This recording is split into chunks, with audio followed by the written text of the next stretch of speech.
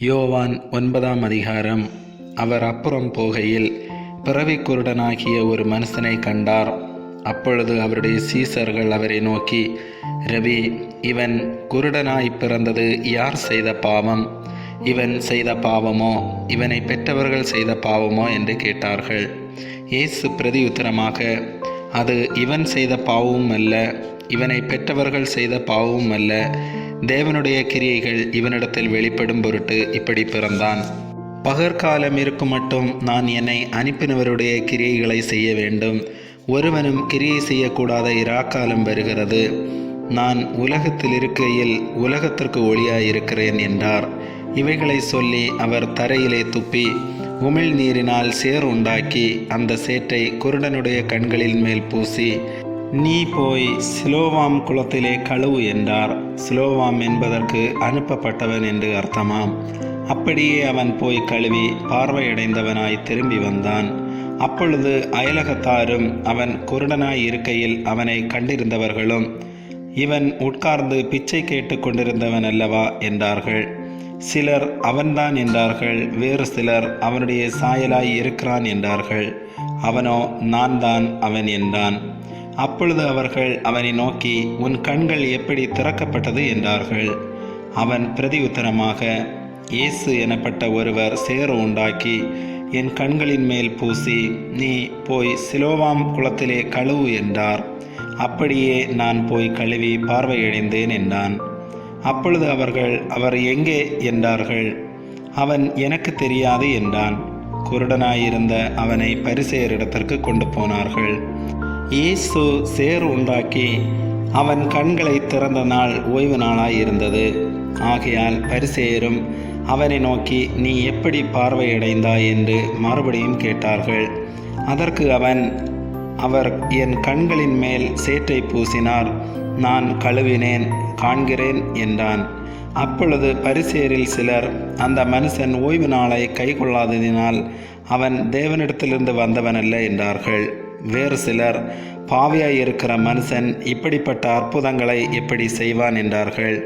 இவ்விதமாய் அவர்களுக்குள்ளே பிரிவினை உண்டாயிற்று. மறுபடியும் அவர்கள் குருடனை நோக்கி, உன் கண்களை திறந்தானே, அவனை குறித்து நீ என்ன சொல்லுகிறாய் என்றார்கள். அதற்கு அவன், அவர் தீர்க்கதரிசி என்றான். அவன் குருடனாயிருந்து பார்வையடைந்ததை யூதர்கள் நம்பாமல் பார்வையடைந்தவனுடைய தாய் தகப்பன்மாரை அழைப்பித்து அவர்களை நோக்கி, உங்கள் குமாரன் குருடனாய் பிறந்தான் என்று சொல்லுகிறீர்களே, அவன் இவன்தானா? இவனால் இப்பொழுது இவன் எப்படி பார்வையடைந்தான் என்று கேட்டார்கள். தாய் தகப்பன்மார் பிரதியுத்தரமாக, இவன் எங்கள் குமாரன்தான் என்றும் குருடனாய் பிறந்தான் என்றும் எங்களுக்கு தெரியும். இப்பொழுது இவன் பார்வையடைந்த வகை எங்களுக்கு தெரியாது. இவன் கண்களை திறந்தவன் இன்னான் என்பதும் எங்களுக்கு தெரியாது. இவன் வயது உள்ளவனாயிருக்கிறான், இவனை கேளுங்கள், இவனே சொல்லுவான் என்றார்கள். அவனுடைய தாய் தகப்பன்மார் யூதர்களுக்கு பயந்ததினால் இப்படி சொன்னார்கள். ஏனெனில் இயேசுவை கிறிஸ்து என்று எவனாவது அறிக்கை பண்ணினால் அவனை ஜெப ஆலயத்துக்கு புறம்பாக்க வேண்டுமென்று யூதர்கள் அதற்கு முன்னமே கட்டுப்பாடு செய்திருந்தார்கள். அது நிமித்தம் இவன் வயதுள்ளவனாயிருக்கிறான், இவனையே கேளுங்கள் என்று அவன் தாய் தகப்பன்மார் சொன்னார்கள். ஆதலால் அவர்கள் குருடனாயிருந்த மனுஷனை 2ஆம் தரம் அழைத்து, நீ தேவனை மகிமைப்படுத்து, இந்த மனுஷன் பாவி என்று நாங்கள் அறிந்திருக்கிறோம் என்றார்கள். அவன் பிரதியுத்தரமாக, அவர் பாவி என்று எனக்கு தெரியாது, நான் குருடனாயிருந்தேன், இப்பொழுது காண்கிறேன், இது ஒன்றுதான் எனக்கு தெரியும் என்றான். அவர்கள் மறுபடியும் அவனை நோக்கி, உனக்கு என்ன செய்தான்? உன் கண்களை எப்படி திறந்தான் என்றார்கள். அவன் பிரதியுத்தரமாக, முன்னமே உங்களுக்கு சொன்னேன், நீங்கள் கேளாமற் போனீர்கள், மறுபடியும் கேட்க வேண்டியதென்ன? அவருக்கு சீசராக உங்களுக்கு மனதுண்டோ என்றான். அப்பொழுது அவர்கள் அவனை, வயது, நீ அவனுடைய சீசன், நாங்கள் மோசேயனுடைய சீசர். மோசேயுடனே தேவன் பேசினார் என்று அறிவோம், இவன் எங்கே இருந்து வந்தவன் என்று அறியோம் என்றார்கள். அதற்கு அந்த மனுஷன், அவர் என் கண்களை திறந்திருந்தும் அவர் எங்கே இருந்து வந்தவர் என்று நீங்கள் அறியாதிருக்கிறது ஆச்சரியமான காரியம். பாவிகளுக்கு தேவன் செவி கொடுக்கிறதில்லை என்று அறிந்திருக்கிறோம்.